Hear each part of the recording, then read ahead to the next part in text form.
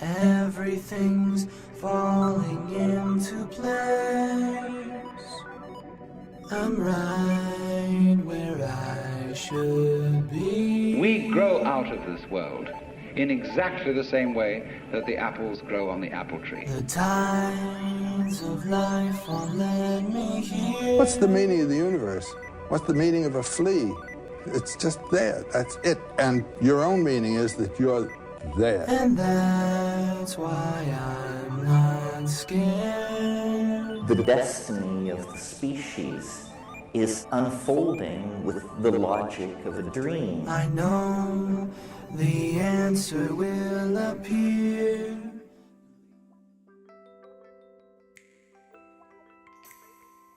You gonna regale us with Yoko Ono, Whitney Houston trivia? They don't have a lot in common, Yoko Ono and Whitney Houston. Yeah, if you do that overlap, Yeah. they're both people. Yeah. But I liked that. I liked that he was like completely enamored with her just from that one installation. It might have said something like truth, maybe not yes. You know? I forget what the thing was, but it was something like... So John Lennon standing there, he looks up, he sees a magnifying glass directly over his head, and Yeah, he climbs the ladder Did she make him stand on an X? on an X. Yeah, she set that No, trap. I think that was just one of the interactive Elements. pieces of art that she put together for her show. I actually don't know much about Yoko Ono as an artist. I just know about her disruptive Beatles. Yeah, like she ruined the best band. yeah, like I don't know that anybody's ever like said this is her art. Other than that, it's the only piece I've ever heard of. So The only thing I know about Yoko Ono is the Simpsons rip on her where she's dating Barney Gumble. And she that's comes in and amazing. she says, "I will have a single plum floating in perfume served in a man's hat." Yeah. It's like, here you go. He has it already made. Yeah, it's all ready to go. Yeah. You know what's wild about that? I've quoted that. That's one of the few things that I'll quote and say and never explain Yeah. because I just like and it everyone so thinks much. that you're brilliant and really. No one likes it. No one's Little ever liked different. it. Because unless you know the reference, it's like so alienating. Right. You're like, what are you talking about? Kayla gets mad because like 80% of what I said to her while we were dating was Simpsons quotes or like other cartoons, and she just thought I was very funny and very brilliant. And then we Wow. watched those shows together, and she's like, "Oh, I see. You're just a giant You're just, spouting." So you got married and then you showed her And The then, Simpsons. and then we watched it, and All it's the been magic all is gone. downhill from there. Oh man. Well, That's shall we hilarious. kick this circus off? Yeah. Oh no, you stay. This is take 2, right? So some of our viewers got 4 minutes of a hour and a half conversation that was really good, A brilliant one, in fact. brilliant in Yeah. fact. So we'll try and recapture that lightning in a bottle. But yeah, let's just say our names so people know. Oh yeah. Hey guys, I'm Aaron Hughes. And I'm Derrick Kuhn. And I'm Ryan. And we got Theo behind the camera, who's the one who's gonna make sure that the magic not only happens but gets captured. Yeah. Thanks, So, Theo. Thanks, Theo. Yeah. Yeah, man. Yeah, so here's the idea is that I want to do kind of like a radio morning show where it's not so much like big, heavy interviews. It's more just random people bantering. And I know with us, it'll probably get into some deep, interesting topics. But I think it takes the pressure off of like, I don't know, interviews on YouTube. Like they're always so... I don't know, produced. And formulaic also. Formulaic. Yeah. And I think just like kind of having that feeling of being in a room with friends chatting is more the kind of conversations that I enjoy having. So I think it'll be fun to share. Yeah, and exploring ideas versus prescribing things, right? Like, I mean, and that happens organically when we talk all the time. So why not share it with others, right? Yeah. And when we talk, like we always start on the surface and we end up going way down the rabbit hole because you're into all manners of interesting things, neuroscience, psychology, evolutionary psychology. Yep. So you can't, bring up Yoko Ono without talking about... The threads run everywhere, right? Yeah. And they're on the surface, but they go really deep. So. Yeah. Yeah. So what's on your mind today? What's the big Oh topic? boy. Well, I think one of the interesting things that we talked a little bit about last time that I would say I've been thinking about this more and more, but it's the concept of luck and the concept of the reticular activating system, which we talked about, right? So to me, so much of my business and personal life has been, without question, something that occurred when I was pursuing something, but it was something like out of the corner of my eye, and it wasn't something that was part of a plan and maybe vaguely part of a strategy. It was something that you had to have the awareness to spot and the forward motion for it to appear, but it wasn't part of a 60-step plan that was documented and followed every single day. Does that make sense? Yeah. And so the thing that interests me is like, how does one cultivate luck? And by the very definition of luck, it seems like random chance, right? But I think there are ways to increase the probability of luck. And the most interesting one that we talked about a little bit, and this has continued to be on my mind since then, is this idea of the reticular activating system. And what that is basically it's a part of the brain that is the filter between the conscious and the unconscious. So if you buy a new car, have you guys bought a new car recently, or a new shirt? My cars are all old enough to drive other cars. Oh yeah, there we go. That's true. Yeah. My car is a van that's so ugly that I refer to it as a truck, just for my own mental well-being. Yeah. Right. Yeah. I can't admit I drive it. New jacket. That's New the one jacket. that does it for me. Oh, a new I have a jacket. jacket, and I got it, and now I see that jacket Everywhere. Everywhere. Right. Yeah. Yeah, I bought a Camry recently, a couple years ago, and there are Camrys everywhere, but I saw all of them, every single You never one. noticed the Yeah. Camry effect. And even more interestingly, there's versions of Camrys, and I noticed all the little nuances and differences between them. And the reason for the jacket and the reason for the car is that through action and focus, the brain has calibrated a mechanism inside of itself that says that this thing is important, and it surfaces it to conscious awareness. So most of this happens by default, and things like something painful or threatening automatically makes it through that filter. So if you see brake lights up ahead, immediately your conscious attention gets pulled, hopefully most of the time, right, gets pulled to that thing. But we can also train it through the things that we do and the things that we think. And so the question always becomes to me, how that relates to luck, is how does one set this system up so that when you see a lucky break, you don't just walk right by it, but you turn and are aware of it and then can capitalize on it. Because one of the things I've noticed about entrepreneurs is, there's not a lot of method to the madness often, but if you stumble upon an opportunity, the good ones just hang on for dear life, right? But it's often not necessarily part of this rigorous plan. So if luck is important, what can we do to influence luck?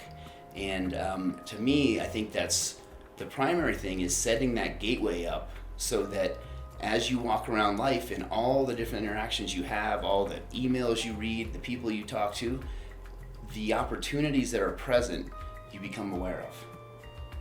And so what do you guys think about that? Yeah. I like how you phrase increasing the surface area of luck. I'm not sure where you heard that, but I've heard you say that a couple times, and that sticks in my mind. So one of the ways that I've thought about that is just like the time you spend around the opportunities, like that's increasing surface area. So if you're, come up with anything, like I'll just come up with something like more close to home. Like art has been really meaningful to me lately. And so if I want to be an artist, or I want like doors to open in that realm, increasing the surface area is to hang out with other artists, like make connections with other people, to be, walking around in that space, and then you're increasing the surface area for you to be aware of the things That's that right. you're looking for. Yeah. Yeah. I like it. I agree with this system. Here's the sign-up form. I'm not in opposition. Yeah. I think it's interesting to know about it. Yeah. Being a person who's never known about it. Yep. And then think backward. Right. Yeah. About sort of how that's informed your path. Yeah. And how maybe you were available to like see things that others weren't able to see. I think that there's many instances that I can point to in my past where it's been like I was able to like see a niche or see an opportunity and make a move that I probably wouldn't have Right, because that awareness was there, Yeah. right? And I think half of it is the ability to spot it, and then the other half is exposing yourself to enough circumstances or opportunities so that have you guys heard of the book called The Secret? I have heard of it. I haven't read Yeah, it. so the secret. Theo's So the secret is the idea of where if you just sit there and like visualize something, it will come true, right? Which is, I think, another word for delusion. But it has half the equation right in that by really thinking intently upon something, you are triggering that reticular activating system to become aware of it. But if you're just sitting in a dark room imagining piles of money coming at you, I'm sorry about your bad luck, but that's not happening, right? So it is a combination of increasing the surface area of luck and then training that system to be able to spot the opportunities that align with what you want. And I think that the other part of the RAS that is interesting, that is a little more complicated, is mindsets and beliefs around yourself and like what you're capable of.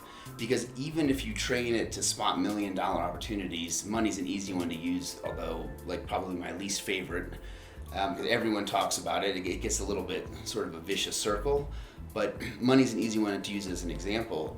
If you are training your eyes to look for good opportunities for money, but you have some belief that like you're not good enough or you don't have the skills, it's still not going to make it through that filter because it's not really an opportunity as your mind actually believes.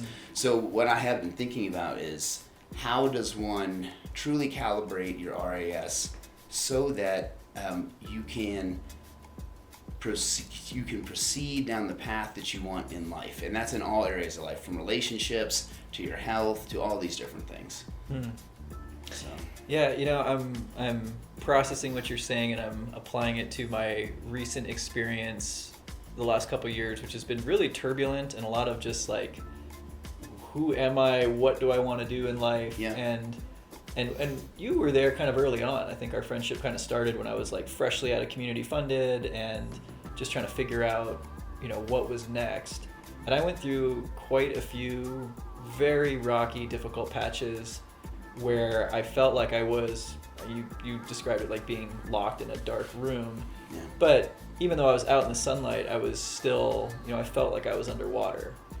And I'm trying to think like, would knowing about this then have changed anything? And like, I don't, because this is a topic that we talk about quite a bit, is like, you can go on YouTube, you can go to the bookstore, you can go to the coffee shop, and you're going to find 1 million people that are telling you these different, hacks or, I don't know, like ways to live your life that will improve you. And I have a lot of reservations about that, even about, these cool concepts. Because in one level, like, there is neuroscience, there's things that we can know, but it almost like takes the fun and the romance out of living when you can like boil everything down to these like brain pathways and things. And so I'm just like, let's say, and there's a lot of people, people I like literally... I like the romance of it. Right? I like to be surprised. Yeah. I guess, okay, so here's my question then. And we kind of talked about this last time, but it was on my sticky note of like prompts. What does the world need? Like, does the world need this knowledge at large? Would that radically change how people are operating? Would it make things better? Is it the job of all of us to make things better? Like, when does this go from like personal, I want to get wealthy, to that sort of, like you said, prescriptive self-improvement? Because I know a lot of people right now, and I recently and still at times have been, dealing with depression or, self-acceptance, like that kind of stuff. Yeah. And so I think that this is a time and a place where people are hungry for like, oh gosh, just make the pain go away, like get me to that self-worth quicker. I'll just leave the question there. Like, what do you guys think the world needs as far as mindsets, information? Before we fully transition, I just want to quote someone I quote a lot, which is the rich guy from Titanic. The rich guy from Titanic. Cal, right? at the dinner table, he says, a real man creates his own luck. All right. So I'm curious, because I have a daughter who's in love with young Leo. Neo Carpaccio. So I have recently seen too. this movie No. from 20 years ago. But do you think he's talking about using the system or not using that system? What do you think he means by that? Like a real like the reticular activating is system. he talking about paying attention to those opportunities and using it? Like, because that's like the common. I'm just thinking about a common response to like luck in general is like, I make my own luck, I forge my own path. Yeah. Do you think that person saying that is using the system or not? Yeah, I mean that comment is really interesting to me, and I have a little bit of reservation when people say like they create their own luck, because on one hand, it's like just lucky that we're alive, right?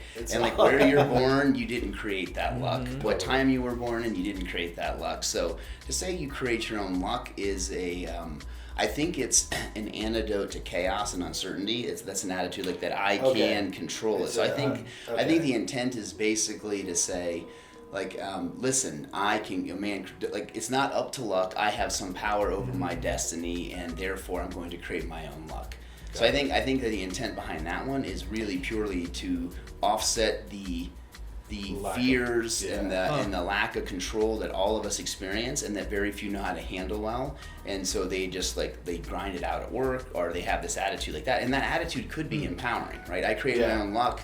Doesn't, at least you are opening the RAS in some sense, that you can have a chance to have what you want and really make something of yourself or be who you want to be.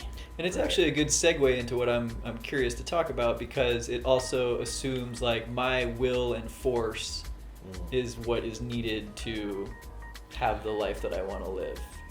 Right. And a lot of people, I think, that do go on YouTube and share all these like prescriptive things. It's like, you need to, pull yourself up by your bootstraps, eat these 3 things, sleep on 7 this side. steps to a flat abs. My favorite. Like, those things are ridiculous. And when you actually get into a lot of like Eastern philosophy and things like that, a lot of what is emphasized is more about surrendering and going with the flow and trusting in the process, and not this sort of like, I don't know, rigid control. Macho, like, well, I mean, that dude who was rich at that table who made his own luck, I bet you're right. I bet he was born into a wealthy family and all of these opportunities, and he made his own luck, but he was starting with, half of the pieces. Right, or more. at least. Yeah. It's interesting too to think about like utilizing that system to recognize opportunities that you maybe wouldn't have seen. But it's also like it sort of doesn't acknowledge this whole other like, there's a bunch of bad shit that happens that you don't want to happen. It's really important that it happens to you. So there's something about like, you can only sort of cater, get the world to cater and get it to fit so well. But some of that stuff, like you need to not see certain opportunities because maybe you're not ready, or maybe you need to go fail over here for a while. Yeah, and so there's some value there. Yeah, and if everything is suddenly a blinking light, like, which one takes primacy? No, right. And so I think 2 things to say to both, like your question or you're saying. For me, understanding the mechanisms of how the mind works helps you better unpack your own path. And so I don't view it as like an overly prescriptive thing. I view it as a freeing thing. And one of the things that meditation does, for example, is it builds awareness of how this unconscious system operates in real time. So the conscious mind can see how absolutely batshit crazy the unconscious is. So to me, the understanding some of the mechanisms allow a better centeredness to make good decisions for. And one of the dangers of something like training your RIS to get you what you want assumes you know what you want. Assumes you even know how to figure out what you want. Right? Which I think is one of the like a much deeper root cause issue than learning about the RIS. It was just what was top of mind. I think one of the biggest mistakes you could make is you don't have any sense of your own goals or directions or what you want to be. You pick something, and you pick a money thing, which is the easiest objective thing that everyone talks about, right? And then you train your IS to be this killing machine that does all this thing, surface area luck, who navigates all this path, the entire time being miserable. Mm-hmm. So to me, it's a double-edged sword, a lot of these tools, but what I find valuable about it is if I understand how the mind works, how I understand my mind works, I have a better chance to follow my path and be a fulfilled person, find meaning, things that matter to me. Yeah. And if I'm flying blind, it's possible to use some more like an Eastern philosophy to get to that same outcome. So to me, it's whatever mechanism helps you better navigate the world so you can be true to yourself and find your path. Okay, so in sharing some of these things, it's because they have helped you go from one state of existence that was maybe more painful or had less luck, and now you're objectively in a different state of consciousness and you're happier. Like, what is the... Yeah, so in the case of the RAS or in general, I would say that the increased understanding helps better map my path. That's how I would describe the value to me. Like, the pursuit of happiness isn't necessarily something I even ascribe value to. I have always been more looking for meaning and fulfillment, and happiness comes and goes. And like you said earlier, like sometimes hard times and pain is invaluable, right? Yeah. People want to just have this positive mental attitude and focus on the joy. I think that's one of the greatest disservices to humanity, to lopsided view these emotions. Now, I think being trapped in anxiety loops and depression is not a good thing, right? But there's some evolutionary evidence that low mood disorders have an evolutionary benefit, because in tribal times, for example, if someone was getting depressed and they were doing certain things, it's because that the human organism wanted to drive them away from doing that thing to something that would actually work and help the tribe survive. So depression becomes a warning signal so low mood, but if you just ignore the low mood or medicate it away, you're never going to change your course. Right. So, so back to your question is, I think that the pursuit of happiness, I'm not so sure is the right one, but understanding the mechanics of how the mind works, I think is a huge missing piece of the puzzle right now, and one of the reasons everyone is so frustrated and upset. And I think that there's many ways to do that. One way for me that I like, because of the nuance, I like to understand the mechanisms from a Western evidence-based approach. And I think the reason for that, I was originally all through college in my early 20s, I was obsessed with Eastern culture because I thought they had a better approach. But then that gets kind of hijacked, and then there's all these people selling all these different things, and the actual message gets diluted. So I found it really hard to unpack concrete understandings. And I probably went off course when I was looking externally for a lot of these things. But at this point, understanding how the mind works from an evidence-based perspective has helped me better know me and thus find my path. What if you're wrong? Yeah, exactly. Exactly. You would be way down that path. Yeah, it's highly probable. Yeah. See, and then maybe that's the best thing for you. Yeah. See, I think it is interesting because I don't want to type you, but you're a type. You're just, you got those charismatic. I know, right? Just that got Really? that smile, that sparkle. I know your type. Yeah.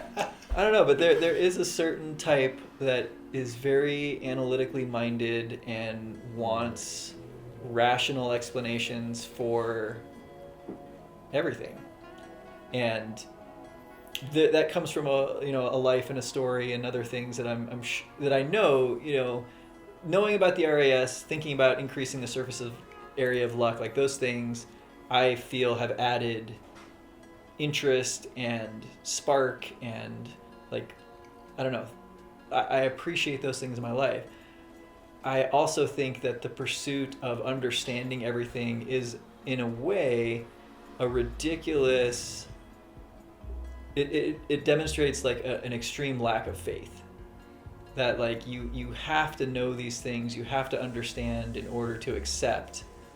And what I have found is that, like, almost the opposite, I mean, equal but opposite, but like just my acceptance of things as they are and seeing like a big picture and recognizing, like, right now, maybe not right now, but at certain points, you know, I am depressed, I am beat down, I am missing all my opportunities, I am like blah, blah, blah, all of these things.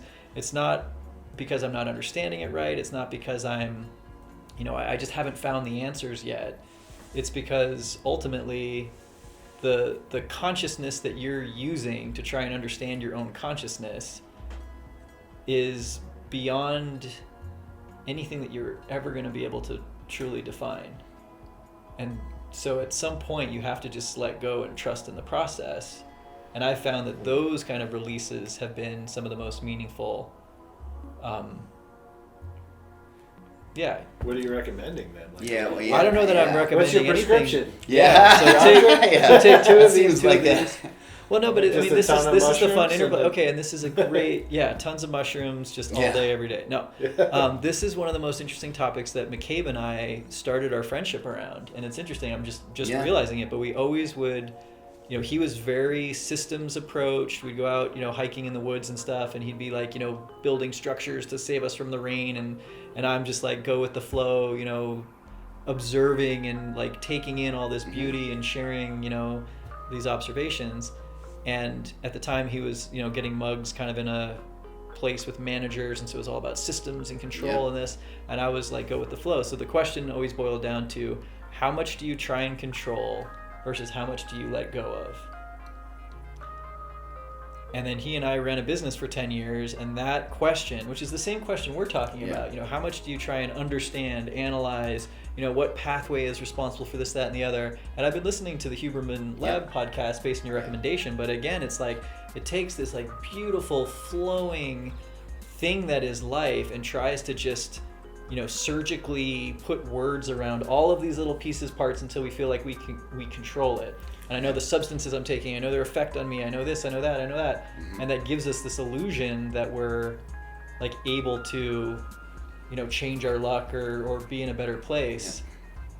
Where at the same time, it's also, you know, you're let's just assume, and this isn't maybe fair, but like there is an experience of oneness. Or like transcendence is when you really see how everything in your life fits together. It had to be that way. It's this oneness. The Western approach is one of rationality, and a ratio, a ration is to divide. So we're dividing, trying to get to this wholeness. And it's almost like going the wrong direction. I think it's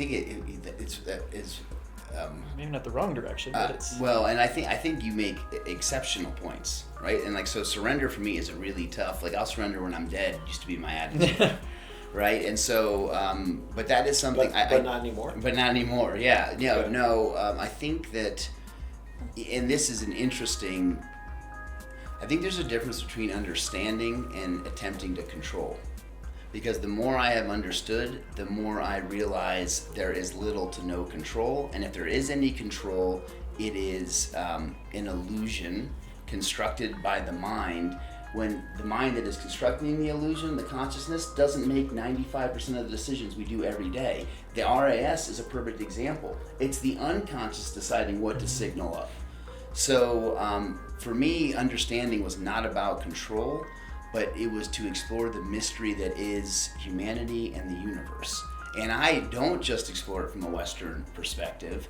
That tends to be a topic that I find interesting, and I think it's a good gateway conversation, because the amount of people who tell me I'm at peace, namaste, to the universe, and don't do anything with their lives, and aren't helping people, and are clearly have that story where they are saying they surrender, but they actually haven't, is so obvious to me and repugnant to me that I reject that. Because you can clearly tell that it is not a true surrender. So in an attempt to live an authentic life, I look at both sides of the equation. I think Eastern and Western are a little bit artificial distinctions, but like for this conversation they work, because the West has some great spiritual traditions, just not currently. Like, and the difference was East would go comprehensively and build up the spirit that way through lots of practices. The West would try to go for enlightenment and let everything cascade down. And that's where a lot of the Gnostic traditions, a lot of the Christian traditions were all very much about reaching the peak state and letting everything cascade down, whereas the Eastern was more about building foundations and leveling yourself up to more spiritual over time. And in both cases, there's evidence for this, a lot of evidence that much of the teachings and learnings and things like that were experiential. That's right. It wasn't about reading a book and saying, oh, I understand God now. It was about having an experience that opened you up in subconscious other ways. And so again, that's where I think we have this mountain of words that we're dumping on top of everything, and now we have this like cloudy lens that we're looking through, and that's I mean, and I would have to say, I do think like most of the great truths aren't facts, and they are experiences. So I would agree with you on that. But to me, how does one then go about cultivating those? And that's where the quest to understand Why do we comes think in we for me. need to, I guess? And it was interesting, you said something earlier about like these other quasi-spirituals that aren't really letting go, that are living. You said something that was very like value, like judgmental, you were saying this person is, going after their best life, this person isn't. And I guess what I'm proposing is like, even those types of thought processes are what make us crazy. Because you're sitting there like, I'm either pursuing my truth and living authentically, or I'm not and I'm worthless. And maybe we're all just exactly where we need to be for you to be you and me to be me. That's a poem. Write that down. Yeah, you do. Yeah. Yeah, that's good. That's real good. But then by that same, and this is the interesting, I think, there's a free will conversation in here too. By that same, if I was just being me and the me wants to learn, then I'm just being me.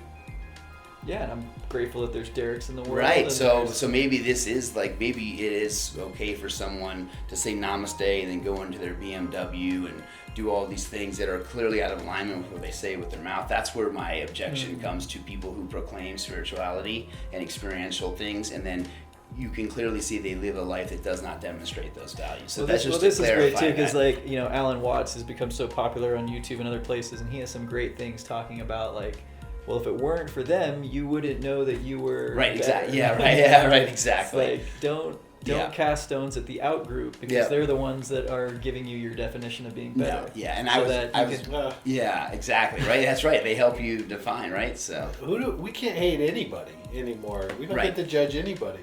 Yeah, used to be all these groups. I was born in the 80s. Used to be able to judge everybody. Yeah, I know. It's completely rotten now. There's nobody left. We only judge those that judge others. That's okay. You can judge them still? Yes, we can still all agree to judge them. Not that I love judging. I just... Well, you are a judge, right? I mean, in night court. In night court. Moonlighting as a judge. Not in night court, but I did. Can I tangent real quick about being a judge? I just judged a young entrepreneur's competition. Ooh. No. I had the most guilt I've ever felt in my life. Like all these 9 to 13-year-olds. That really young spent 5 months. Were you beating up their numbers? I just was informed the day before, right? So I had already I was already feeling unprepared. And then you go in there and then you just have to pick 3. And out of how many? And there was probably 19, 20. Man. And then I just was like, this is impossible. I want to die right now. They're all awesome, except for one kid. Except that one. I was fine to make him not win, but holy shit, I don't want to judge anything. The judgment part was really hard for me. It turns out I learned this about myself because I thought none of them deserved what they got. Because you had to force a structure onto this thing, and the thing is rigid, and it was very much didn't fit. So you're escalating some people's to fit into certain categories. And isn't that life, right? I mean, who set the value scale? I know. I just never been on that side of the curtain before, and when I left, I felt gross about it. I didn't even mingle with anybody. We Amy and I both just left. Got out. We were like, this feels awful. Yeah, because these kids it wasn't adults. It was kids that were so pumped. Their family was there to watch. And just... How many judges were there? Just 3. Oh man, so you had a lot of deciding power. Yeah, it was wild. So anyway, that's why... Why do you think you felt bad? I think because I knew it was unjust. Because the person organizing it was there with us, directing, sort of politicking a little bit, creating like, well, this, we should probably give it to this girl because she might cry. Oh. She might, you know, like little nudges, little things. It was like, when you left, you were like, none of the score The pageantry. represents what they did. None of what our work matters, right? Like this is so irrelevant. All we're doing is making some kids feel bad that don't deserve to feel bad, and that's all we're doing. And was there like a prize? Like, why did they need? Yeah, there was a to- bunch of money. We gave away a bunch jeez. of money. See So that- like $1,000. I was like $1,000 to some of It's because that the ones that won, they didn't know you, but they spent the entire morning meditating on luck. Yeah. Just like putting They're these like, like "Come good on." jubies in the Maybe that universe. was it. Yeah. But But you know yeah, what's gonna happen is the girl who like lost and is now crying is so like embittered. It fired her up. She's gonna start Yeah. like 3 companies just to show your ass that you're. See, that's how I completely wrong. dealt with it. I was like, that'll motivate them. Yeah, Yeah. that'll be it. But yeah, that was my recent judge experience, and yeah. So it wasn't the So you're the judging judge. act. Yeah, so I am I knew it. technically. I could Huh? tell. It wasn't the judging act that was the problem, though. It was that the judgment wasn't real. It wasn't. It was. Yeah, That's very different than what I thought you were saying at first, though. it was that we made a thing fit on an experience that it didn't. It was the wrong structure. Right. It needed a different Okay, sort so of broader. this is great because when you are like a teacher and you're giving an assignment, one of the things that you do is you give a rubric that Yeah. says like, here's what I'm grading you on. Yeah. And so now a student knows like, oh, well, I need to focus on this because it's, you know, and it can even be weighted. Like, oh, a lot of it's for this, Yeah. the other. In life, there's no rubric. That's right. I mean, we make our own. It's like, how happy are you on Instagram? And Yeah. how successful do you appear Yep. to be when you drive your leased car that you're making payments out the ass? Yeah, right. Like, we've created a rubric that is inhuman on a lot of levels. Mm-hmm. And a lot of this stuff, I'm sorry, but like this is one of the, I mean, this is where I start to get antsy, is like it's encouraging people to be even more pursuing this sort of misshapen rubric of success. Oh, I And agree. the way to do it is like, oh, I'm a young guy, now I have to like figure out my business because it's not cool to go work for a company where I get benefits and Yep. I'm stable and blah blah blah. Right. Like Yeah. you know, this is what success looks like, and it's so distorted Right. by social media and like this hyper connected world that it then drives people more and more towards, well, this dude has 100 million subscribers, like how did he do it? Yeah. Oh, he's getting up 10 hours earlier than me and he's Yeah. sticking this up his ass and Yeah. he's doing And taking these 18 supplements. 18 and, supplements and like it becomes this self-perpetuating madness. And I like a lot of the stuff that you share, but like some of the stuff that I have found through direct experience of being young and crazy and what the hell, and then doing some pretty extreme things, was whenever I went deep enough down the rabbit hole, I always came right back to where I started. And you like, you know, you chase these concepts and then everything falls apart. Or you read a book, like there's a great book, it's Gödel Escher Bach, The Eternal Golden Braid by Douglas R. Hofstadter, where he basically dismantles all of human logical systems. Like there's nothing that we can conceive of That's that is great. ever going to hold water. It's always going to have paradoxes. It's always going to like Right. break. It can never contain itself. And so he even showed like in number theory, like even numbers, eventually the water drains out the bottom. Oh, that's And interesting. here we are like thinking that we're going to like understand everything numerically, and so I don't So know, like you interesting. go deep enough and you see, oh, it's all a dream. It's all this beautiful, shifting, changing, crazy thing, and it's I mean, for me, it has been liberating to get off that hamster wheel of chasing the bait. But I've Yeah. also been depressed, and I've also been all these other things too. So it's like there is Yeah. no. That was my leading question. What does the world need? I think the world doesn't need anything. I think we're exactly where we are, doing exactly what we're doing as humans always have. Like you are only here sitting there because of every single thing that ever happened on this planet. Every one of your ancestors had to mate exactly as they did, Yeah. when they did, with every good fortune, bad fortune. Like it Always just. talk about your grandparents. She was hot. No, Yeah. okay, I don't know. So like at the end of the day, it's like that to me, you know, plug the channel name, plug the whole idea behind Uncomplication is like, is there a way to truly like just chill out and like sit still and just like, I don't know. Yeah, I mean, it's a good question. I feel my response would be like what the world needs I guess I would have questions for you on your stance. So the answer then is to chill out. Is that the answer? I guess I don't know the answer, and that's my answer. Right. And I don't think I'm ever going to find it, because I don't think that's so the is right the pursuit of the pursuit. answer then not worthwhile? The pursuit of the answer. No, I'm taking everything as equal value. So I'm glad that there's people like Huberman doing what he does. I'm glad there's people like you doing what you do. Yeah. I'm glad for all of it. I don't think there's one that's doing it right and one that's doing it wrong. I would.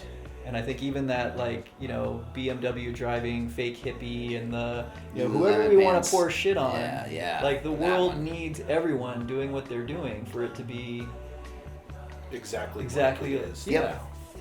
And we talked about this last time, but I am so grateful every time I go for a hike on a Tuesday afternoon and I'm the only one on the trail, me and my dog. I'm like, thank God the rest of the world doesn't think like me. Right. Thank God they're not, like, having the same experience, because then I wouldn't be out here enjoying this, you know, But like... also imagine if 1/7 more of the population was able to do that on a Tuesday, right? Mhm. And they were all well-adjusted, happy. Yeah. You know what I mean? I'm not even claiming to be well-adjusted and happy. Just if life was for most folks running in a way that they could do that, that might be a pretty amazing hike too. On the other side of that, like seeing that many more people out there. Sure, Living but show me that reality and I'll accept that too. Yeah. Yeah. Yeah. So I don't know. so basically though, the pursuit of these things isn't innately wrong, is what you're saying. Like the Yeah. pursuit of understanding, the pursuit of figuring out how to make money, how to get more fit, how to get healthier, none of those are innately wrong. But none of those are absolute in their correctness as to the approach to life. Is that right? What do you think? Well, no, I'm trying to make sure I understand that your like what the world needs is nothing because everyone's doing the thing that they're supposed to be doing. I would... And that's okay, including I contradictory wouldn't opinions. even take that stance. I would just say that from experience, if you chase a rabbit long enough, you realize that you've always been holding it and it doesn't even exist. Like, everything eventually logically falls apart. So But how does that then translate to what the world needs to your question? To realize that the rabbit's fake? The question was a trap, because I don't think we can answer that, and I think that's beautiful. Do you think? But is there a flaw in the attempt to answer the question? Is I think, that a mistake? I think that's what humans do. Okay. So then It's a catch-22, and this is exactly my point. Like, and I always find this, like when I'm doing, and I've done this for years, where I'll like do these just like audio, just thinking through things, and it's like, oh man, I'm making this really awesome like case for something, and then it all kind of like falls apart. Like eventually, everything kind of goes back into just the words and noise that it came out of. But the pursuit of that is something that you're not discouraging. It's just that you're just stating how things are. So when we answer like what the world is, so it's completely fine to be curious, think you have the answer, And it's fun to talk research about. it, and then come back, and because perhaps there has been some positive ripple effect or something, or it's just the way it is right because we have the urge to do it. And you know, I'm speaking passionately as you are as well, because you found things that took you from one state of being to another. Yep. And for me, what took me from this anxious, like worried about dying, worried about just, you know, I've had some experiences that are so big that they were terrifying. Yep. And just like, I don't know, there was this anxiousness that slowly left when I stopped taking things so damn seriously. Mm-hmm. Do you think that's the only way to learn it? No. Because I wonder if a 20-year-old person, me, could even hear this. Yeah. You're know? 20? Like the 20. It looks like shit. Oh yeah, you're age. You're rough. You've had a wild 15. I've been missing Yeah. a lot of opportunities. I'm just learning Yeah. about this. All right, yeah, Just so learning about I took the hard road. So, but like 20-year-old me was like, get the car, get the girl, get Yep. the money, get those things. And I had that long enough and did that long enough to realize I don't want that. and I don't know how you impart that on somebody. Especially when experience is like the primary, experientially is the way you primarily learn. And you and most people, you have to get the thing. You have to get the carrot to realize you don't want it. Yep. And so I'm just curious, if we're just very much in a very normal, culture, American cultural experience, where it's you're fed all these commercials and things as we were, ideas of how to do it. We did it, we didn't like it, and now we're in that turning point. Yeah. Now it feels like very much, that's been my takeaway. I feel like that's been yours recently. I'm not sure where you're at with that, but I feel like I let go of all of that. Yeah, I think for the first time ever, about 2 months ago, I actually found my actual purpose in life. Oh, cool. Yep, a true purpose, and it isn't an end destination, and it has nothing to do with even something that is measurable other than by me.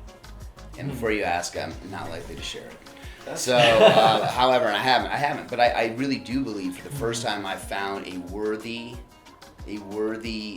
vision, mission, purpose, whatever word. I hate all of those words. But a I reason love that you're for acknowledging being, that you're the one that's creating that. It is 100% all about me, and it is nothing to do with external things in the world. But I know exactly. I have a rubrics of my own, although not. It isn't. I wouldn't say rubrics is the right word, but I have the.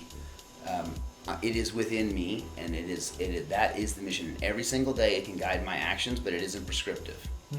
So that to me has been in everything in terms of external things can cascade from it, but it isn't something that is dependent on or even relies on that. So it's a North Star enough that it can inform that, but it does not rely on that or even target that directly. If we guessed it, would you tell us? What's that? That'd be fun. Give us a couple guesses if we nail it. No. I don't think it's not that easy to guess. Okay. But maybe. But let me. And so it involves less clothing, more speed. Yeah. Right. Yeah. Wild animals. Yeah. Really. But I think people really do. They get well documented. Happiness is fleeting if that is a goal. With external objectives. That is beyond clear in everything from the ancient texts to today. That setting when I get this, and then that's my goal, that's my mission. It is a road to discovering. Sooner or later, everyone discovers what you just said. This isn't it. I love the way, I forget who says this, but the fool who persists in his folly will become wise. Right, exactly, right? And one of the another version, adjacent to that, is the man who enjoys walking will go further than the man who wants the destination. And the man with hole in pockets feels cocky all day. Yeah, there you go. Right, exactly. So, I can make it without that. I don't need holes in the pocket. Really, I just need soft pockets. Yeah. So, so I think that's a big piece of it. Is you have to craft something for your life that you want to aim for that is true to you and isn't falling for all of this other stuff. I think we are built to seek, but I also think that surrender is an incredibly important element of that, because without surrender, you're not going to know your true self. So, and that's a new development for you as well. I have chased every external, whether it's physical, health, women, money, it doesn't matter. I have found incredibly effective ways to do all these different things. Yeah, you combine it all in one. You chase healthy physical women that are rich. Yeah, exactly, right? Now we found his purpose. Yeah, exactly, right? Yeah, right. You nailed it. Now, damn it. I was going to guess something with BMX. So, That was way off. Yeah. Okay, here's another curveball. And this is just I can't help it. This is how my mind, I've been wired like this my whole life. I just want to challenge everything. Right. I don't know why, but so I read this great series of books by Kuhn about Genghis Khan. And in reading this book... Genghis now? They Genghis. changed it to Genghis. Yeah, Genghis Khan. I know, they did that. Formerly known. It's they took the Brontosaurus and they changed it to Genghis? That's right, man. It's a shit year. I know. I'm having a hard year. Pluto's not a planet It's also. this really immersive fiction, and they do such a good job, or the author does such a good job of just painting this scene of people living in these little walled communities, and then one day there's smoke on the horizon, and a Mongol horde, and men slaughtered, women women raped, children sold into slavery, like all of this shit. And what that always just left me thinking is like all of those people in that little walled village were probably sitting around having these same conversations about like what's my life's true purpose, and like is the like all of those value judgments are based on this set of arrangements here and now. And one day you might look over your wall and there's the smoke on the horizon. Maybe Absolutely it's COVID. Agree. Maybe it's who knows what it's gonna be. But like then your entire game of control or intention or whatever is out the window, and you have to watch your, the human experience can be filled with some horrible shit. 100%. And I think that I like this idea that a metaphysics that is truly consistent has to be able to work everywhere. Yep. Not just at the top of a Western culture where we've got the money and resources to do it. It's got to work for the impoverished mother, the slave on the ship. It's got to work for the person that's watching their family slaughtered by Mongols. Mm-hmm. And the only thing that I found in this life that even gets close to that is just accepting that this is what it is, and it's going to change. And my intentions might be the very thing that tie me to even more frustration, even more sadness, even more loss. Yeah. I know that's heavy shit, but I don't the disagree with Mongols that. on the horizon, that's like any one of us right now could get a text that just changes our entire world. I completely agree. Someone got a bad diagnosis, or someone dies. Like I just had a friend die, and you did too. Adam, just like out of the blue, he went to work that morning. He had all of these same questions about life. I would sit and talk to him the same things, and he just had a brain aneurysm and died. So what was truly important? Was it that vision? Was it that plan? Was it that meaning? Yeah, or was it to just chill the fuck out and enjoy your people and enjoy your time? Well, and I would say that 100% what I was talking about would map to a Mongol invasion, would map to cancer, would map to death of a loved one, without question. So without question, and that's the only reason. And I have had such trouble with goal setting and doing this future casting because it always felt disconnected from whom I really am, and it drove me nuts. And I would force myself. I want my company to be 1.7 million in revenue, and got it. And none of it. And I think I was 29, 30. That was pretty good for that age, and it was literally meaningless. And so it took a lot of reflection, and actually using the morning pages is primarily what I circled this around. And it had to be something that was not dependent on the context of life. 100%. That's the only way it works. So I'm glad you used those examples, because that makes me even more sure that I'm on the right path. 100% sure. Because it applies absolutely to that. And in fact, acceptance and looking the hard things in the eye is 100% part of it. 100%. It has to be. If you do any reflection on what makes you the best you, and what makes you move through the world in a certain way, denial of reality and not being really, it's looking at it and it is accepting it for what it is. That has a power in and of itself to evoke things, at least in my experience, is when you accept it. But it's more than accepting laying down. It's truly looking at it and then accepting it. Surrendering to it is the right word, I think, versus accepting, because accepting is a little weaker. You have to surrender to this is it, and then sit with that. And to me, that is a way of being that is a very powerful way, and really the only way to move forward and not fall prey to the endless traps of chase the money, do this, get this, take this pill, fill in the blank, right? So yeah, and so for me, then to back up to your question, what should people do? I was asked this recently at the Kava Sutra bar, and my answer was, people need to get a fucking handle on their minds. Yeah. So, and that to me when I say that, I said it with like, it was a fairly high. I was surprised. Like, have you ever said stuff and watched yourself say it? Yeah. Have you guys ever done that?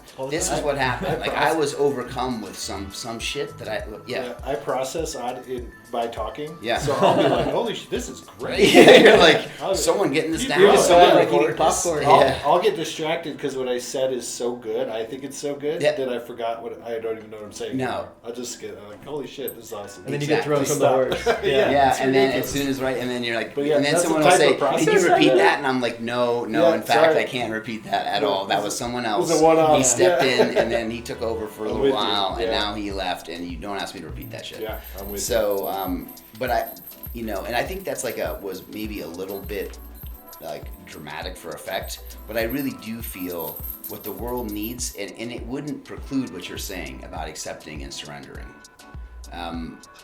And for me, one of the routes, and I think it would be unfair to say I've studied deeply Eastern philosophy, culture, and history, more than I have studied Western science and evidence-based things not to modify, but to better understand myself and how to move through the world. That's how I used to phrase it. Like, I wanted to understand myself, and I wanted to navigate the world in a way that made sense for me, in a way that I wanted to.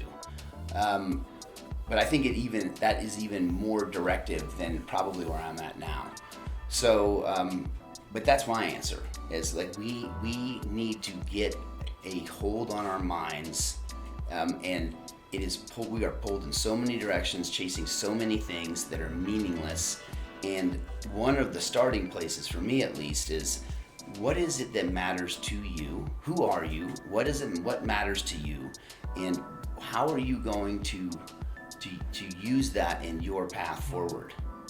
Have you ever had a dissociative experience? Yes. Yeah. I mean, Hold on, I don't know what you're non-chemicals.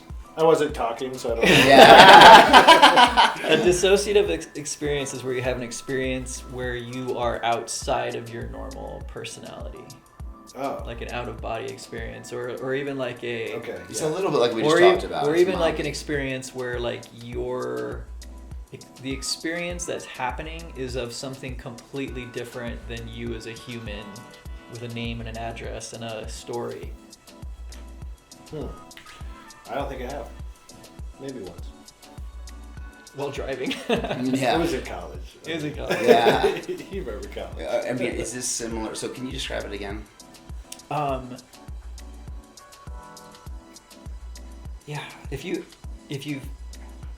okay, let me just give you like actual concrete examples. So there was a brief period where I was just experimenting with a substance called salvia, and it's crazy. You can buy this shit online. I'm not recommending it. I literally heard about this today. Yeah, but like this is a drug that 10 is minutes. very similar to like DMT, which is also like that has a lot of dissociative experiences. But I mean, in this lifetime, I have had experiences that are completely other than anything to do with like this story. And I've had the experience multiple times of like laughing, like belly laughing at the absurdity that whatever I am is actually bound to this little experience that I call Ryan and the life that I'm living. Like I've actually had the experience of just laughing at the absurdity of that because I'm coming back in from like an experience that's so much bigger, vaster, cosmic. That was from the salvia, or that was From salvia and like other substances too. And this is what I'm talking about. Even with like, you know, you can get to these states through meditation, through Theta pod actually. theta pod. Like you Was can, one. there are ways for your normal sense of self to just be shattered. Yep.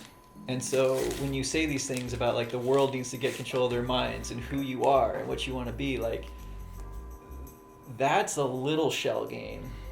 Unless the mind is encompasses. Unless that. the mind encompasses, maybe mind is everything. Right, exactly. Where and like I love that, and I would say when I said that, it could include that, but it didn't have to include that kind of an experience. Like what I meant is like you need to know you and get control of, quit letting you be led around by everything around you and get some sense of yourself and some sense of your own rubric. I don't know if I would necessarily use that word, but that's what I think the world needs. What you're talking about is one version to like, it's like very Western, old Western spirituality, like go straight for the top, like go for enlightenment first. No, I'm not saying go for anything. I'm just saying that there's always something that will dissolve a boundary of word separation. So when you say yourself, you're separating yourself from something else.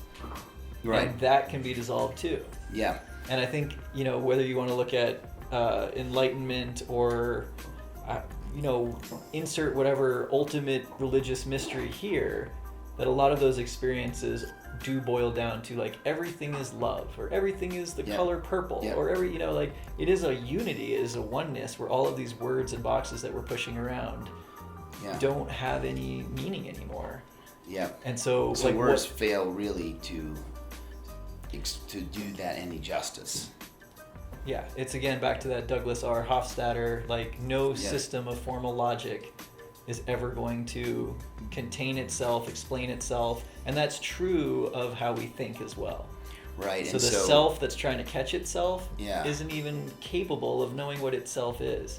Yeah, and except in that deepest sense, which might be like so selfish. Selfish. Yeah, but I mean, I do think though that in when I said get a hold of their mind, the world needs to get a hold of their mind.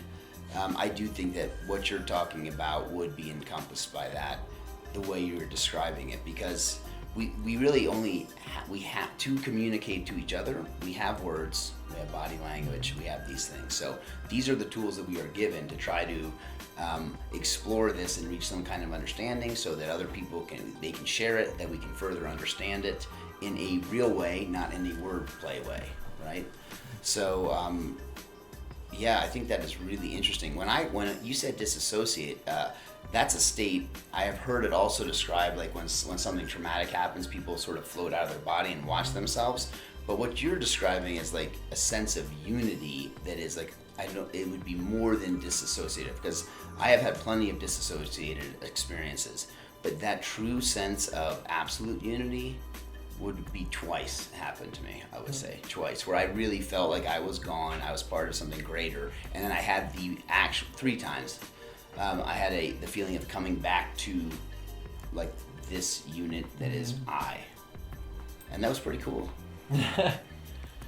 The thing about that though is what does that bring us any closer to true surrender and true self-awareness?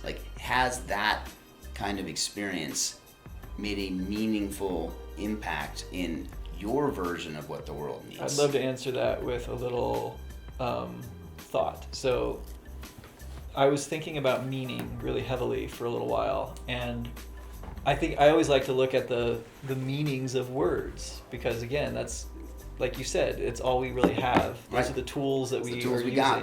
And so what is a mean? A mean is a statistical middle position.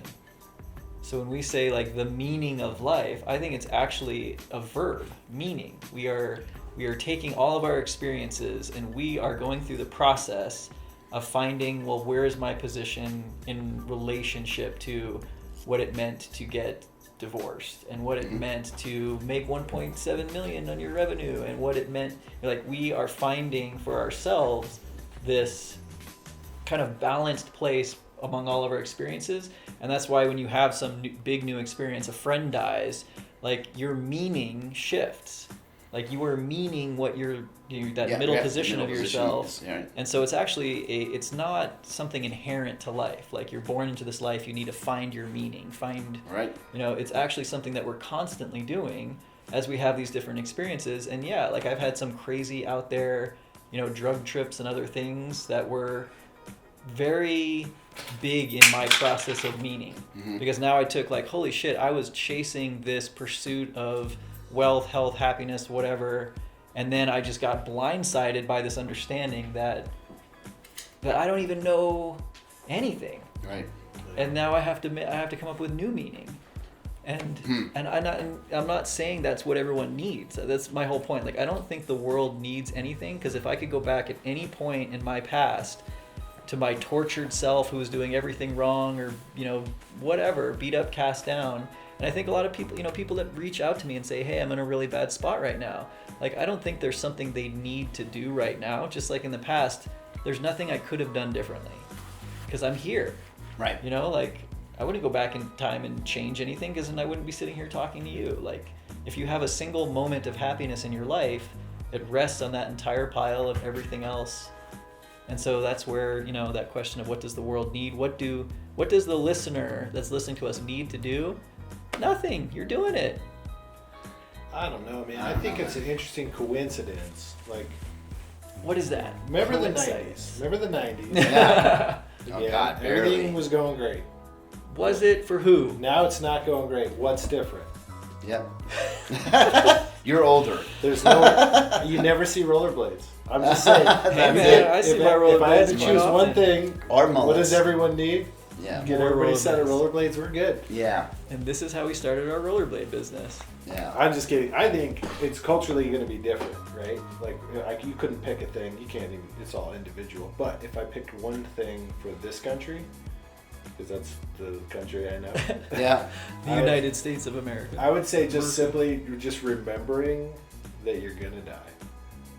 I think that's so important. I think that's like, this is gonna sound weird, but I appreciate so much when Adam passed away, that clarity, that moment right after, like, that you have, that's so important. Like, I try to hold on to that with both arms as long as I can, because we just make you forget. Everything makes you forget.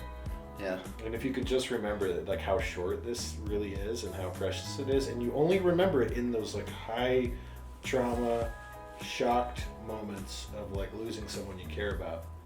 For me, that's the only time I really remember it.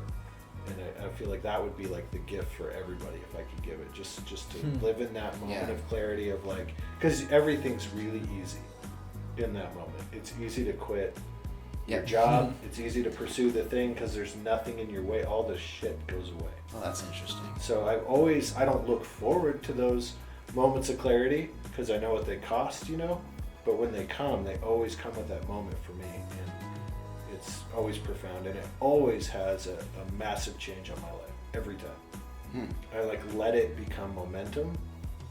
Like with Adam, I got rid of a bunch of baggage in my professional life, and I've continued to do that. I'm still on a track that when Adam passed away, it pushed me on, and I've made sure to stay on it.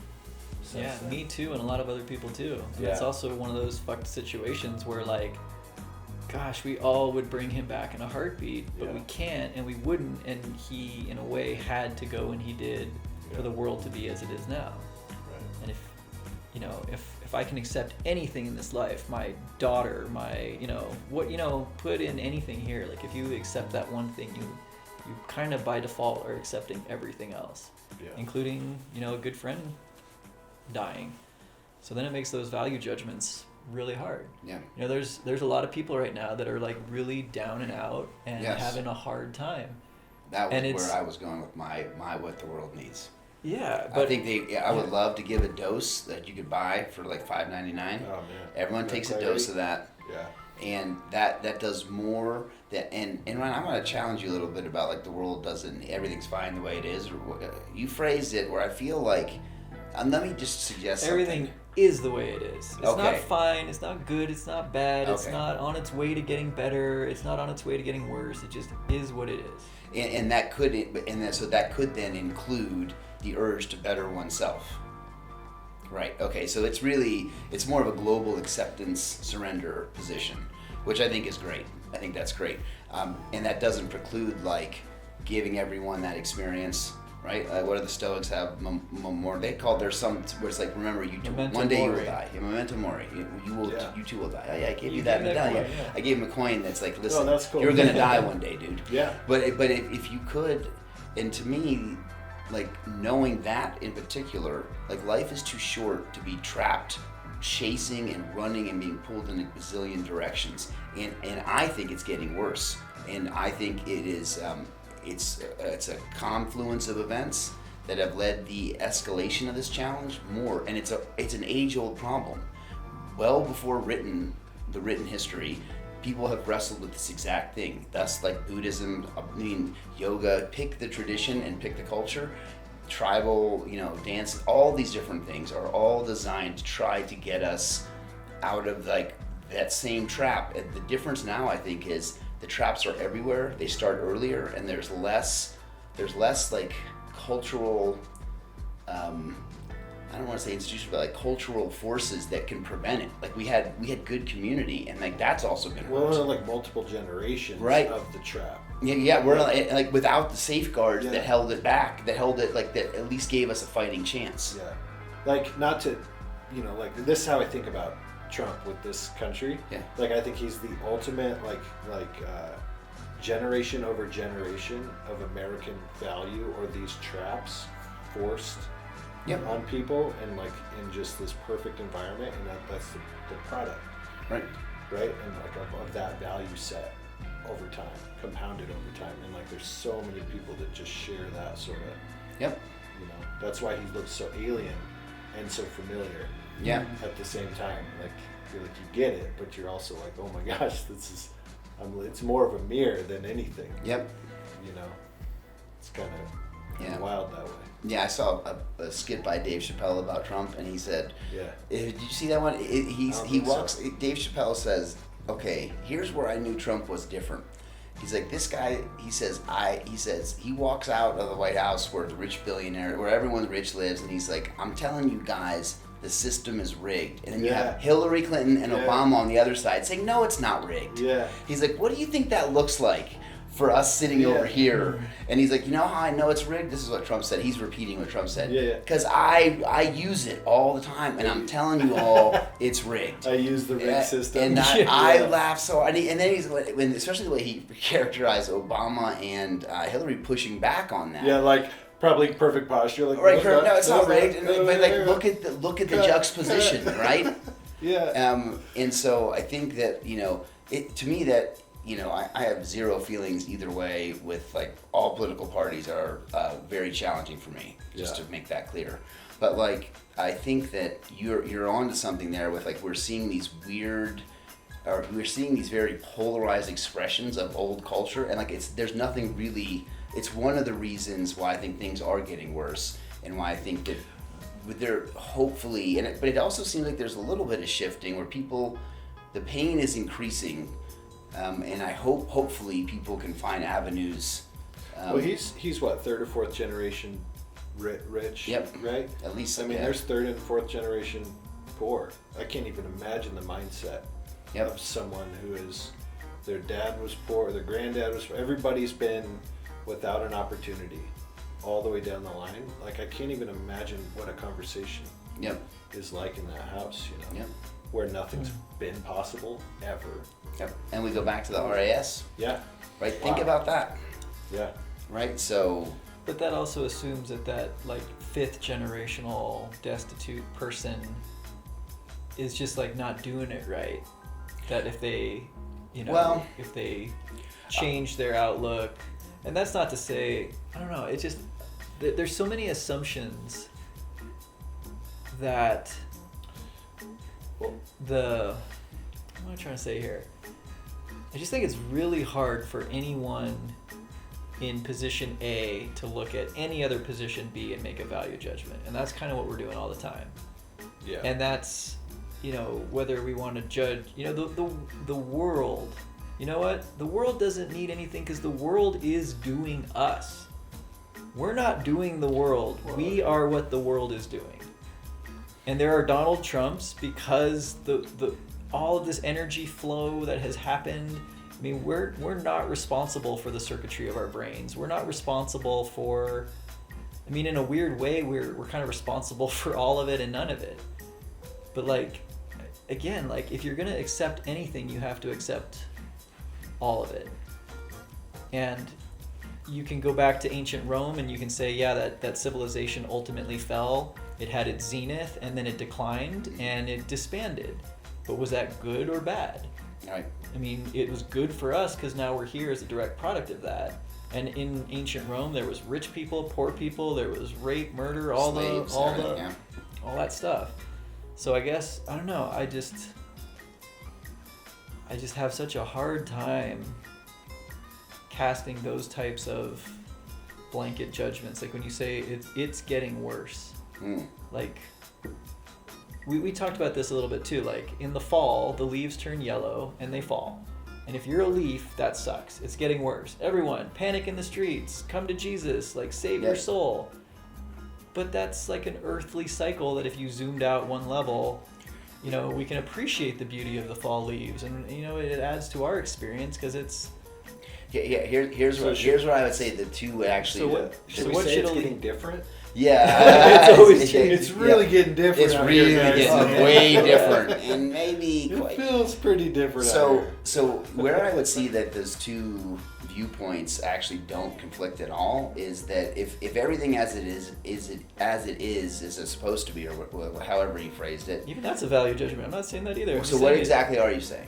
I'm saying it is what it is. And that will include then this pushback against things getting worse, like just like the leaves fall, right? Yeah. So it's actually there is no conflict or not even a paradox in those two viewpoints of you can 100% say things are getting worse and it is as it is. Like both of those live together. So it's not casting a value judgment. It is simply acknowledging. And when push comes to shove, I'm going to jump into the fray. I'm going to fight the battles that feel like they're mine to fight. Like this is not pacifism. This isn't saying lay down and die. It's saying celebrate like all of it. Yeah, well, and I don't disagree with that. I think though, but like a call to action because like the leaves are falling means now you got to clean the leaves out of your yard as a simple metaphor is completely normal and is in the flow of not resisting what is. And that's what I'm saying. I'm not resisting what is. I'm saying the shit has gotten bad. People are getting more and more hurt and people are suffering at a level that they do not need to, and that it is natural human interactions and the cycle of things like Rome till now to rally when things get worse. Things have to get bad before they get better. Like it's a cycle as old as the planet. And the difference is yes, yes, yes, and yes, but at the same time, see how it's a dream. See how it's not something to be anxious about. It's not something to beat yourself up about. You don't even know what yourself ultimately is. Well, that's the difference. It's joyful. This is a Joseph Campbell, one of my favorites. It's joyful participation in the sorrows of life. Yeah, and I 100%, and again, mapping back to my purpose and my entire vision of my life, that is perfectly in line, and I 100% agree. So there isn't actually me casting value judgments. That's not what I was doing. I was simply stating the leaves are falling and that it is time to clean those leaves up or whatever the equivalent is in the metaphor. And not to think that it is, not to catastrophize it into something that it is not, but it is just part of a natural cycle. But that being all said, it's time to work. It's time to get after it. It is a call to arms. You said you're going to join the mix. Well, now is the time to join the mix. 100%. But it's not. I mean, we're doing something. We're so in the metaphors. What are we fighting? Yeah, I don't know, man. Yeah, what are we We're fighting against metaphors, right? So I'll fight with you. Yeah. Is this a private fight or can anyone join? If this is just because you guys want to ask me to, yeah, let's rock. You know, wanted to ask you. Why don't you challenge Jake Paul? That's what I think you should do. Okay. Yeah, right. Get after him. Yeah, I don't even know who that is. I think you Guys. take him. Yeah. A name like that sounds like a Jake Paul sounds like a drummer. Right? Yeah. Two first names. Yeah. It's usually a drummer. All of our episodes are going to be 4 hours long. That's fine. What is the thing to get motivated about? What is the thing to jump into? It feels like you feel like there's a moment right now that's just different. Yeah. Who are we fighting against? Who's on the other side? I would say this, what we need to fight for, because I wouldn't say fight against, what we should fight for is, I would like to see, now this is my perspective, and I'm not globalizing it to everyone else, so let's be clear about that, but what I deem is important right now is that people need to spend time to really map out their path, figure out what is important to them, and live the kind of life that they want to, and resist the pressures that are going to be surrounding them, and map that path forward from there. And that, so to me, that is the most important thing. And that's when I was saying that you have to get a handle on your mind. That was a shorthand for how I would rephrase it now is that. And I think that is the most important thing. And I see so much pain and suffering, and that's all part of it. And that's wonderful, and everyone should embrace that. And that pain should be used to find yourself and find your path. And so that's what I would say is that's what I think is important. I'm not globalizing it. That's my perspective, my opinion, and I would do whatever I can to help people in that position. And I am in the middle of it myself. So this isn't like coming from a prescribing point, but I can tell you in a long and dark journey that I have had, much joy, enormous pain, that I wish that path it can lead to things that would benefit the individuals and help them find themselves in their path. So that's what I say. That's where I'm going. Okay. And it involves surrender. And here's the thing that's interesting. I felt like you had a contrarian view to me, or you thought you did. I never was ever against surrender. And never against That's your acceptance. word too. I haven't even said that word today. Okay. And it's interesting that you've. Oh, surrender? I haven't used that word once. You said accepted. Yeah. Yeah. See, I like the term surrender. To me, surrender is what I've had to do, because there's one thing you can in my version of the words and what they mean to me. Acceptance is you can accept it but not surrender, and surrendering involves allowing, and allowing to be, I guess, is the space from which you can start to find yourself, your path. So, yeah. Okay. What do you think? I like it. What you're talking about is very much my business philosophy. Oh. Like in terms of figuring out. So I don't like anybody I've ever worked for.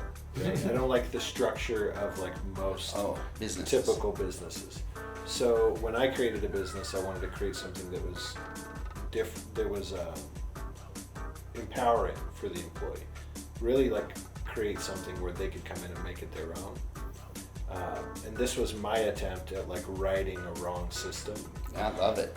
Right? It was like the Robin Hood idea. It's like, okay, I have the money and the entrepreneurial sort of like perspective that I can see a business, I can build it and put someone in it and just send them off. That's just like what I've been doing for a long time. And because there's tons of people that can do it, they just are never given the opportunity. Right. And they're typically exploited for as long as possible. And it's like, that seems like the goal of most business owners is to make sure they never let the employees know how important they are. Like that's all. That's all they're doing. Maximum benefit with minimum expense. And So burn they're it like out a and widget, replace them right? with new ones. Right. And my thought was very much like, well, what if I could make this person into a business owner and make them, what if I could do that and go the other way with it? Yeah. So that's been my attempt, like in the world, to help people in the world. It's not a lot of people. Yeah. But there's these isolated cases of now they're building companies for other people. They're empowering other people. So it's been really cool to watch that. That's really cool. Like come to life. Yeah. It's been my favorite thing in business is just to build this model and then have other people take it, and now they're building it and they have other people taking it. That's been my approach to right that wrong. I love in it. my view, because I think a lot of people are great, and you can't win in the system. It's a really hard system to like have all the skill set and be in the right place in the right time and sort of like and figure out how to do it and then create a company. Like it's very hard to do that. Yeah. So I don't know. This was my like Your way to yeah. So that's awesome. Yeah.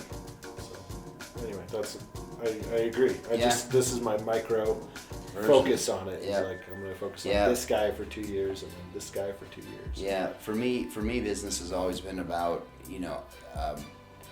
how do you make a vehicle that can help you be the best version of yourself? Yeah.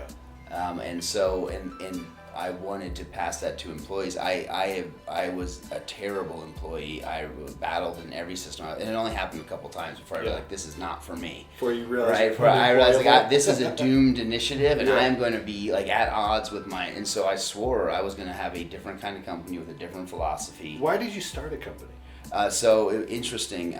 I was graduated from CSU here in Fort Collins, and when I was graduating, all my professors said you have to go to Denver to get a real job. And I was like, well, two things here: a real job sounds awful, and Denver sounds awful. So I happened to, through complete luck, two of my friends that were in a martial arts school I was in, they were brilliant engineers, software engineers. And they asked me to come in and help out because I had some sales training and I had a couple sales jobs before then during college. And so I said, sure, why not? And I still remember they wrote me in the first week on like a personal checkbook. These guys had no account. They wrote $6,000 and they paid me. And then they said, hey, you want to be a partner? And I was like, this is way better than like working at like an inside sales job where I was making 100 phone calls a day. Yeah. And so that launched me. And it's funny because in college, I threw my computer out into the hallway and said, I fucking hate technology. I will never do technology. Yeah, but I always wanted to be an entrepreneur because my dad was a very highly paid corporate guy, like super highly paid. But I had to move around a lot as a kid, 12 times before I graduated high school. I lived in 12 different places, states, like most of them, or twice in one state, but mostly different states. And so I just hated it. I was a new kid in junior high, and the new kid in middle school, then the new kid in junior high. So anyway, I had this like incredible chip on my shoulder that was more like a boulder on my shoulder. And so I wanted to prove everybody wrong, and that's what started. But I had to do it in a technology company, which was hysterical. And so that's because you saw an opportunity there. My friends were super geniuses. Oh, because you partnered with them. They had no common sense. But they were like some of the highest IQ people I've ever met. Classic, Just classic. Like we're playing it's Quake 2 back then. It became Counter-Strike later. Playing video games most of the day, and I was like, guys, should we do some work? Like, and if I'm the one saying that, that's a problem. So you're the new sounds guy. like a startup. But so that was such a unique environment. And technology is interesting because it can be done so many different ways, and there's such a mismatch between like what business owners understand and technologists understand. I've always been able to navigate through what is now 11 companies. 7 primary ones. I'm on 11 too. Oh, really? Yeah, that's crazy. We got it. Yeah, but and what the thing I will tell my team is like you should view lucky number 11. Lucky number 11, and I'd be curious to see what you think of this view.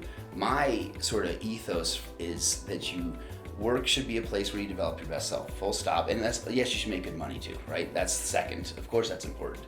But I divide it up into 3 sort of categories. One is it should be a library or university where you learn.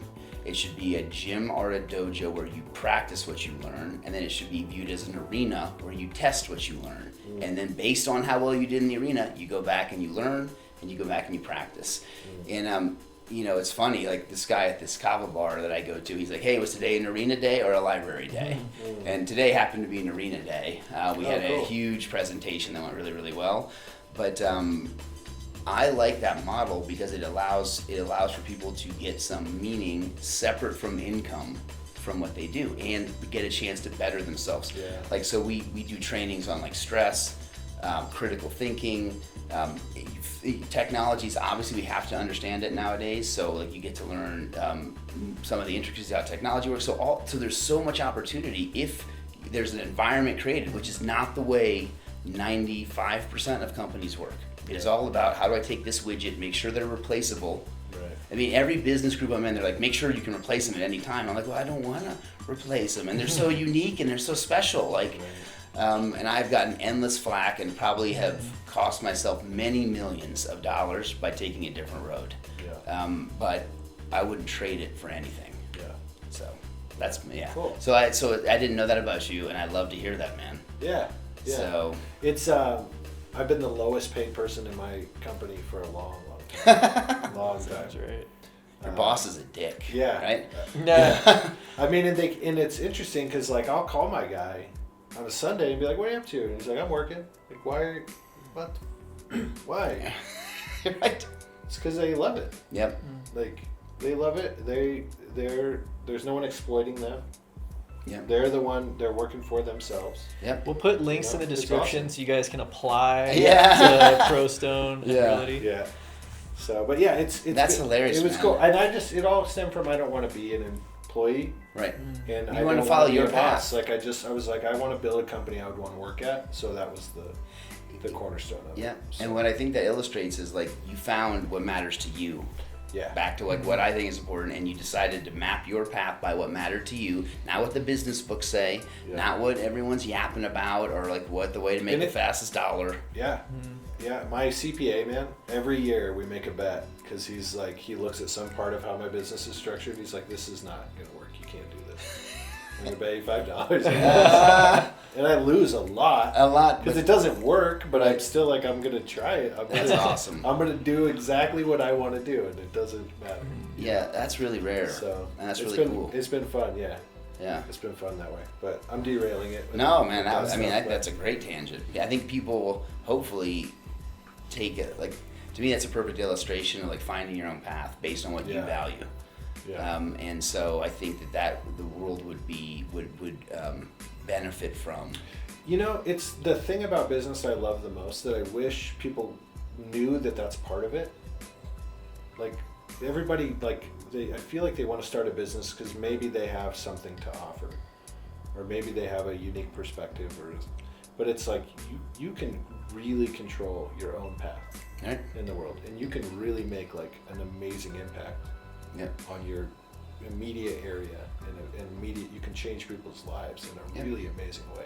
Your team, Through your that, clients, the Like people that's who you. that's incredible to me. Yep. The like buying a car or house or all the shit Yeah, that's the yeah. carrot when you're younger. Like none of that all falls away, and then it's like, oh man, you just improved Yeah. this circumstance over here. Yep. You created something like that. That shit's awesome. Yeah, that's I awesome. love that. Got me fired up again. Yeah, That's good. It's good.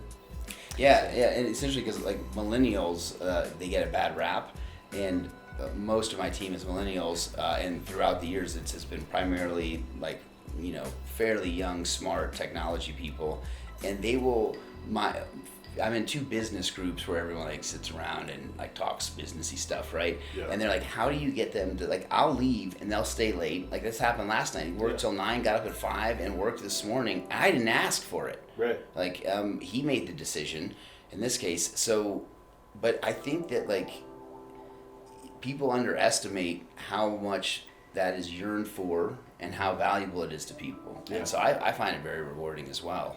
Yeah. And a little choiceless because I have real trouble making business decisions like you're supposed to. Like Yeah. real trouble. Yeah. Real trouble. Yeah. So. We have 2 company policies. It's if anyone asks for a discount, we double the price. Which I think every business should adopt that, because Yeah. if someone's asking for a discount, there's so much more trouble than they're worth Yep. every Yep. time. And then The my asshole employees, charge. Yeah. my Yeah. employees are allowed to fire any customer at any time. Oh wow. So if they just are like, this person, this isn't, because our work's all about setting expectations. Yeah. It's about good communication. And as soon as a client demonstrates they can't do that, then we can't work for them. So Yeah. so I have to empower them to be like, you have to make Yeah. that. You have to decide for us if it's That's a awesome. good deal or not. So Yeah. yeah. Yeah, what did Oprah say? She was paraphrasing some famous poet, I think, but she said, "When someone shows you who they are, believe them." Yeah. Believe me And the first time. everyone Yeah. wants to like, well, it'll get better over time, or this is worth Yeah. it. But like, it really, that's bolder than what I have in my company. So you inspire me a little bit. I'm gonna endeavor to get to that point. Well, and we have. Oh, sorry. Oh no. There That's he is. Kayla. She's probably been trying to get a hold of me. Yeah. You guys keep talking. Okay. Okay. Yeah, it's like we have thousands of clients. I think your business might be set up a little bit different, where you have like Like 25. 25, right? So Yeah. each one is a core Yep. to the business. So, but we But can, here's- afford to get rid of them. My experience is though, like if one of the 25 is bad, the suffering is far worse Yeah. and damaging because all the other 24 now get less service because we have a toxic relationship that's bound up, and it's hurting the team, it's hurting the other clients. So it really is the higher road to let them go. And it's not like they're bad, it's they're not a good fit for how we operate. Totally. So you got to cut it off sooner because, you know, like most things, and part of like my entire way of being is like I want to look hard truths in the eye as soon as possible and deal with them. Yeah. And regardless of the circumstances, right? So you can't, otherwise you're just going to justify away taking any action. So you have to make the tough calls even when the situation's not favorable. Right. So you just have that's an amazing philosophy, actually. I've even given all that that's still trusting your team at a level that is crazy. Yeah. And in a good way. Yeah. I mean, and they need that because otherwise they're a cog. Yep. Otherwise, you force them into the position of having to take some level of abuse. Yep. That they might say is unnecessary with no control. Yeah, no, they just have to accept that, and there's very few circumstances where that would be okay. Yeah. In your life. Yeah, exactly. Right. So as why soon as you expect it start on to your make team? that separation of like this is, like you know, then it I think it's alienating, and it's just not right. It's like it's a shitty client, man. Yeah, like let there's them go. tons of them. Like let them go. Like So just plenty of efficiency, and just having that broader like, we'll get another one. Yeah, You know? it's something like the latest I saw was 40% of the American workforce is actively disengaged. Yeah, and that's defined as like deliberately doing as little as possible. Yeah, to just to keep their job. Actually, undermining. Yeah, right. So that's really terrible. And so, what's I think is interesting is like there is an actual net positive to changing the business models around a bit. Like outside of like my personal beliefs, there's actually a benefit to business from a bottom line.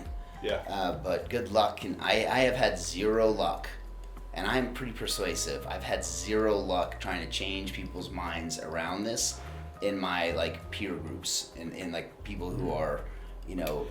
Yeah, it really depends on the business, I think sometimes. Yeah. Because some are like, there's a lot of businesses that I just couldn't even imagine doing. You know what I mean? Right. Like they're so devoid of any like creativity. Yep. Or anything. It's very much like we make this and we put it in this and we do this. Yep. It's like that. Like I can't even imagine. Yeah. So I can imagine. But you're also a very unique individual. Like. Yeah. I can imagine the guy running that business is going to be hard to be like, mix it up. Well, Hawaiian Shirt Fridays. Yeah. I'll tell you though. That's about as wild as it probably get. I've wondered this too, like could the model I have built be applied to more like typical businesses? Because in our space, it's all creative, it's all thinking, it's all kinds of, there's so much flex, but there's a company that does woodworking and they make pedestals to put art on, right? Uh-huh. And they crank out hundreds of these things. And they have book clubs. They have like an entire ethos where they are finding a way to deliver a meaningful work environment with what I would be considered an impossible situation. So I wonder if there's more. It might not be on the creative side, but I wonder if there is, with a little bit of effort, a way to take even the more quote boring or standardized businesses and turn them into something more meaningful. Yeah, so it's worth pursuing. They're probably someone braver than me is going to have to take it on with more patience, though, because I'm tired of trying. So my chatty friends, we did a great morning show. People were able to drive to work and back, which is the test of success. Yeah. I have to go because I have to go get Huxley, and I have the entire world yelling at me. Oh God. Okay. I think that is a great, leave them wanting more. I think we should talk business philosophy. I think that'd be kind of fun to get into because there's a lot that we tried at Community Funded, and I have all kinds of battle stories to share there about trying to stay authentic to yourself while still taking investment dollars and going for hockey stick growth and being in a tech startup world, like right in the Silicon Valley kind of thing. Yeah. Similarly, when we started Community Funded, we had a guy who was like an advisor who I mean, he was from Silicon Valley. He had invented one of like the early microprocessors, made millions, and he was just like around here. He's like, you can't start this company in Fort Collins, Colorado. You have to go to California. We're like, watch us. He couldn't even imagine doing it. Yeah. Yeah. Wow. But, you know, you guys did it. well, we did something. Yeah. Probably would have been a lot. Well, I don't know. Exactly. Anyway. Yeah. So- we'll get into that next time. And I want to learn more. Get ready. Start buttoning up your philosophies to explain them, because I'm going to take notes next time. I'm serious. Yeah. 100%. Yeah. And I'm going to end with my answer to what I think the world needs. Yeah. And my answer is, I don't know. I Rollerblades. don't know, and I am brave enough to admit it. I know. But we should I try know rollerblades. I need rollerblades. We should try that. Yeah. Yeah. Everyone It'd be needs irresponsible to rollerblades. not try. It'd be irresponsible to not try. Yeah. So, And this is where Theo is going to do an awesome like CG montage of everyone on the planet on rollerblades. It's going to be you know, people cooking, Yeah. people rocking babies thanks for to that, sleep. Theo. I'm Yeah. excited to see This it. is the world on rollerblades. Babies with rollerblades. Babies with rollerblades. Beyblades. All right, that's a wrap. All right, guys. Thanks, All right. guys. See you. Sweet.